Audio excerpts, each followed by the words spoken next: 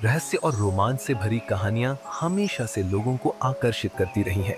ऐसी ही एक सच्ची घटना की चर्चा हम इस कहानी में करेंगे, जिसने पुलिस और स्थानीय प्रशासन को महीनों तक उलझाए रखा।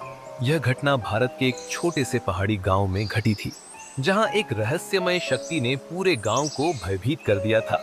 साल 2018 उत्तराखंड के एक छोटे से गांव नयन घाटी में एक के बाद एक अजीब घटनाएं घटने लगी।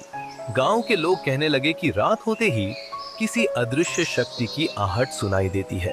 कई लोगों ने दावा किया कि उन्होंने एक छायादार आकृति को देखा, जो हवा में तैरती हुई प्रतीत होती थी। सबसे पहली घटना गांव के किसान महेश के साथ हुई। महेश रोज की तरह रात को अपने खेत की रखवाली कर रहा था। अचानक उसने देखा कि उसकी झोपड़ी के पास कोई काली छाया घूम रही थी। जब उसने हिम्मत करके पास जाकर देखा, तो वह आकृति अचानक गायब हो गई। डर के कारण महेश गांव लौट आया, लेकिन अगले दिन उसकी हालत बिगड़ने लगी। कुछ दिनों बाद उसकी मृत्यु हो गई। डॉक्टरों ने इसे हृदय गति रुकने से हुई मौत बताया, लेकिन गांव वालों को यकीन था कि यह किसी रहस्यमय शक्ति का काम था। महेश की रहस्यमयी मौत के बाद गांव में डर का माहौल बन गया।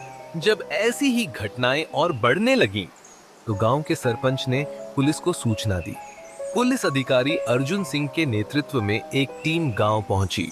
अर्जुन एक अनुभवी अधिकारी थे और उन्होंने कई रहस्यमयी मामलों की जांच की थी।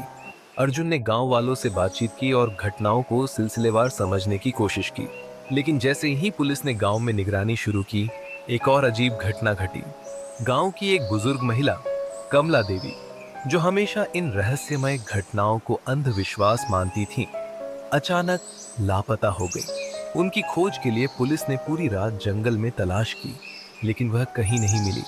अगले दिन गांव के बाहर स्थित पुराने शिव मंदिर के पास उनका शव मिला।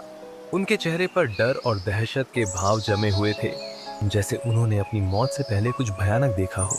पोस्टमार्टम रिपोर्ट में कोई चोट के निशान नहीं मिले, जिससे मामला और पेचीदा हो गया। पुलिस ने गांव में कई जगह खोजबीन की, लेकिन कोई ठोस सबूत नहीं मिला। अर्जुन ने तय किया कि वे गांव में रात भर पहरा देंगे। पुलिस टीम ने कैमरे और अन्य उपकरण लगाए, ताकि किसी भी असामान्य गतिविधि को रिकॉर्ड किया जा सके। रात के करीब 2 बजे अचानक कैमरों में हलचल दर्ज हुई। एक धुंधली आकृति जंगल की ओर बढ़ती दिखी। अर्जुन और उनकी टीम ने बिना समय गंवाए पीछा किया। कुछ देर बाद वे गांव के एक पुराने परित्यक्त मकान के पास पहुंचे। जब उन्होंने उस मकान के अंदर प्रवेश किया, तो उन्हें वहां कुछ अजीब निशान मिले। फर्श पर जलते हुए दियों के अवशेष, अजीब लकीरें और एक पुरानी किताब। जब अर्जुन ने उस किताब को ध्यान से देखा, तो पाया कि यह किसी तांत्रिक अनुष्ठान से संबंधित थी।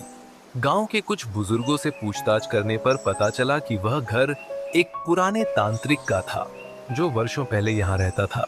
कहा जाता था कि वह तंत्र मंत्र की विद्या से लोगों की समस्याएं दूर करता था, लेकिन एक दिन गांव वालों ने उसे यहाँ से निकाल दिया था, क्योंकि कुछ लोगों को शक था कि वह काला जादू करता था।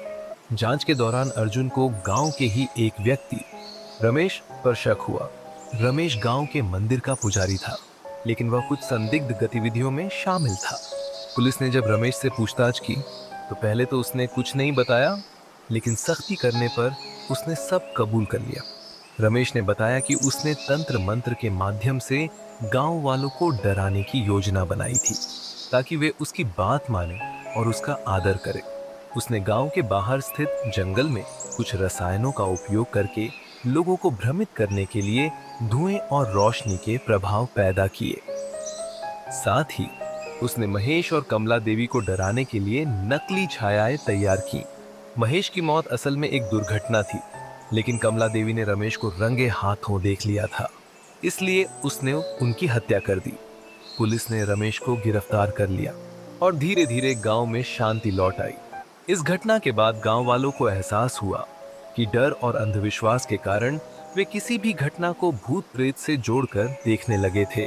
अर्जुन सिंह ने सभी को समझाया कि विज्ञान और तर्क के आधार पर ही किसी भी घटना की जांच होनी चाहिए।